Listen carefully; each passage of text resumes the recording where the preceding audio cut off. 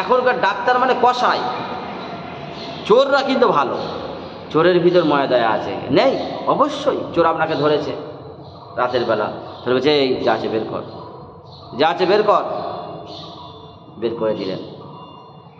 চোর বলছে এই ঘরে যা টাকা আছে না, তা 200 টাকা রাখ, চোরের মূর্তি, 200 টাকা রাখ, যা ঘরে যাবি।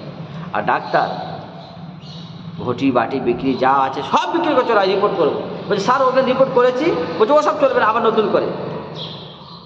খুব খারাপ লাগছে বলতে, তবু এটা বলি, মানুষ আল্লাহর পর যদি কাউকে বিশ্বাস করে সেটা হলো ডাক্তার, কিন্তু তারা আজকের প্রতারণা করছে। আমার মায়ের গলব্লাডার পাথর, 6 মাস ডাক্তার দেখিয়েছি, 1500 টাকা করে ভিজিট, কত টাকার রিপোর্ট, যাই হোক পয়সাটা বড় না, রুগীটাই বড়। 6 মাসে পাথর গলেনি, পাথর ডবল ডবল হয়ে এত বড় পাথর হয়ে গেছে।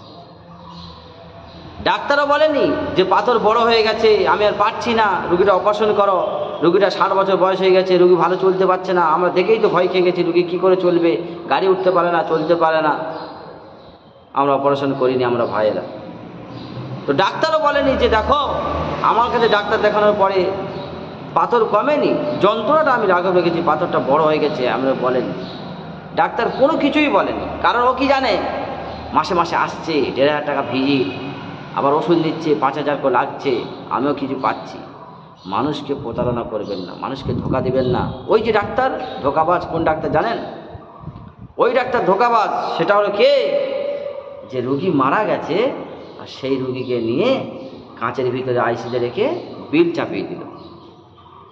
আপনি ছেলেকে ডাক্তার বানান, মাস্টার বানান, ইঞ্জিনিয়ার বানান, কোনো অসুবিধা নেই, কোরআনুল কারিমটা দিয়ে দিন, কোরআন পড়বে, ওয়াস-সারিকু ওয়াস-সারিকাতু ফাকতাউ আইদিয়াহুমা, 6 সূরা মাইদা 13 নম্বর পৃষ্ঠা 2 নম্বর লাইন, চুরি করলে তার হাত দুটো কাটা যায়।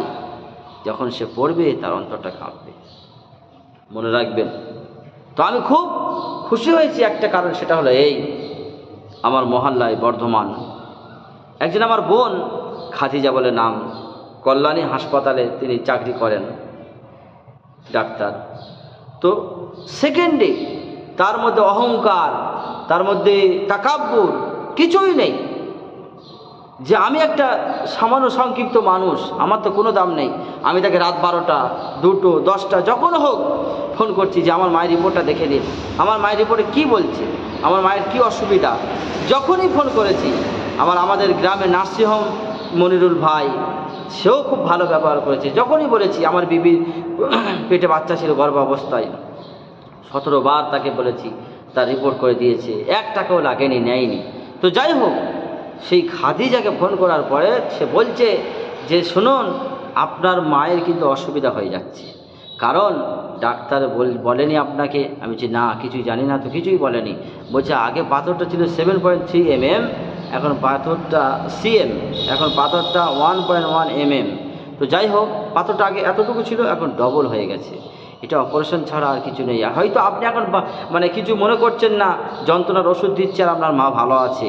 পাথরটা বড় হতে হতে হতে পাথরের গোড়ায় মাংস জড়িয়ে গেছে, গোশ জড়িয়ে গেছে, আস্তে আস্তে পাথর যখন ইনফেকশান হয়ে যাবে, তখন আপনার মা যন্ত্রণায় টিকতে পারবে না। আমি তার কথা শুনে আল্লাহর প্রতি বিশ্বাস রেখে ভরসা রেখে আমার বর্ধমানের মানুষ, আমার গ্রামের মানুষ, আমার ওস্তাদ সবাই মিলে দোয়া করলো আমার মায়ের জন্য। আল্লাহ হায়াতে রেখেছিল, সবার দোয়ার বরকতে মা সুস্থ আছে, ভালো আছে। এজন্য আমি সব ডাক্তারকে একটা কথা বলি, আপনি ডাক্তারি শিখেছেন, আল্লাহ ভালোর মানে কবুল করেছে তাই শিখেছেন। মানুষ আল্লাহর পরে যদি কাউকে বিশ্বাস করে সেটা হলো আপনি, কিন্তু মানুষকে আপনি প্রতারক হিসেবে ধোঁকাবাজি করবেন না, ধোঁকা দিবেন না।